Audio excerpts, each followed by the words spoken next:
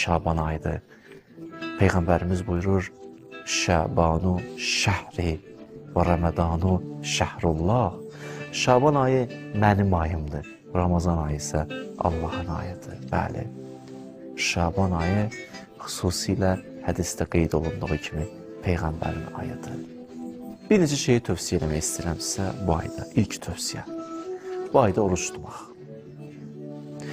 Necə ki, Peyğəmbərimiz buyurur, Mən sâmə şəhri, kuntu şəfiən yevməl qiyamə. Kim bu ayda oruç tutarsa, qiyamət günü ona şəfaətçi olaram, onun əlindən tutaram, onu tənha qoymaram. Bəli. Əleyhissalam nə gözəl buyurur? Buyurur, Peyğəmbərə olan sevgimizə xatir, həmən eşqə xatir, bu ayda oruç tutun. Allaha yaxınlaşmaq niyyəti ilə. Yəni, Peyğəmbərə olan sevgimizi göstərin canınızla Şaban ayında oruç tutmaqınızla. Nə gözəl, əgər bir insan o sevgiyə xatir Allaha yaxınlaşmaq niyyəti ilə oruç tutarsa, Allah ona nəsib edər? 1. Allahın məhbubu olar. 2. Xüsusi şəkildə qiyamət günü kəramətlə qarşılanar. 3. Cənnət ona vacib olar. Bəli, oruç tutmaq. Və xüsusilə də bu ayın 2 günü, həftəsinin 2 günü, 4-cü və 1-ci günü oruç tuta bilsəz, 20 dünya hacəti və 20 axirət hacətini əldə edə bilərsiniz. İkinci tövsiyəm, bu ayın bütün günləri dəyərlidir. Amma bu dəyərli günlər içərisində bir gün var ki, çox dəyərlidir. O gün elə bir gündür ki, 124 min Peyğəmbərin hamısı o günün hörmətini saxlayardı. Əleyhissalam o günü xüsusi gözləyərdi. O gün gəldikdə xüsusi sevgi ilə, məhəbbətlə ibadət eləyərdi. O gün Şaban ayının 15-idir. Elə bir gün ki, o gün dövrün imamı dünyaya göz açır. Bəşəriyyətin xilaskarı, elə bir şəxsiyyət ki, dünya bugün ona daha çox ehtiyacı olduğunu hiss etməkdədir. Və onu duyur, onsuz yaşamaq qeyri-mümkün olduğunu hiss edir və başa düşür. Və o gün ibadət eləmək, o gün əhya saxlamaq, oyaq qalmaq xüsusi tövsiyə olunub. Ramazan ayının Qədr gecələrindən sonra ən fəzilətli gecədir Şaban ayının 15-i. Bu ikinci tövsiyəm. Üçüncü tövsiyəm isə istiğfar eləməkdir, Allahdan bağışlanmaq diləməkdir. Gün ərzində 70 dəfə bu zikri söyləyə bilsəz nə gözəl. Əstəğfirullah və səlam, tövbə. Bağışlanmaq istəyirəm səndən, ya Rəbbəl aləmin. Səndən bağışlanmaq istəyirəm.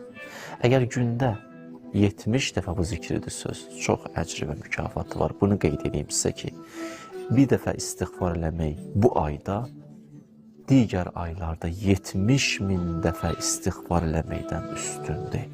Yəni, bir istiğfar 70 min istiğfardan üstündür.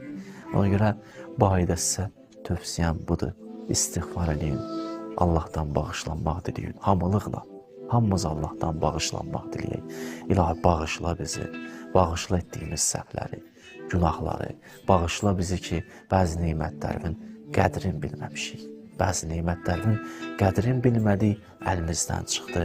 İlahi, sənə tərəf dönüş etmək istəyirik ki, həmən neymətləri bir daha bizə qaytarasan. Bəli, anlamışıq ki, çox böyük neymətlər itirmişik. Bu üçüncü, dördüncü tövsiyəm sizə, sədəqə vermək, Allahın yolunda pulundan keçmək və xüsusilə də belə bir günlərdə, xüsusilə belə vəziyyətdə. Baxın, insan adi günlərdə pulunu xərcləyir, amma çətin olanda vəziyyət biraz pisləşdikdə o anda pulu xərcləmək hər adama nəsib olmaz ki. Bəli, belə günlərdə sədəqə vermək, yoxsulların əlindən tutmaq, kimsəsizlərə baş çəkmək və onlara kömək eləmək çox tövsiyə olunan əməllərdən biridir. Ki, İmam Baqir əleyhissalam bizdən gileylənir, deyir, niyə sədəqə verib sərvətli olmaq istəmirsiniz? Bu da dördüncü tövsiyəm və beşinci tövsiyəm. Zikr edin bu ay.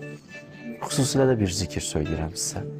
La ilahə illallah və la nə'budu illa billah muxlisinə ləhuddin və ləv kərihəl müşrikun.